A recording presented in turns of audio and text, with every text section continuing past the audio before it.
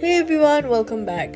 Here's a step-by-step guide to create a new N26 account directly from your phone. First, go to the App Store or Play Store, search for the N26 and install the official app. Once installed, open the app, tap sign up or create an account or open the account. Then, click continue. After that, provide your full name, date of birth and email address and phone number. Then make sure all the details are correct. After that, follow the in-app instructions to verify your identity. Then, you may need to take a photo of your ID and a selfie.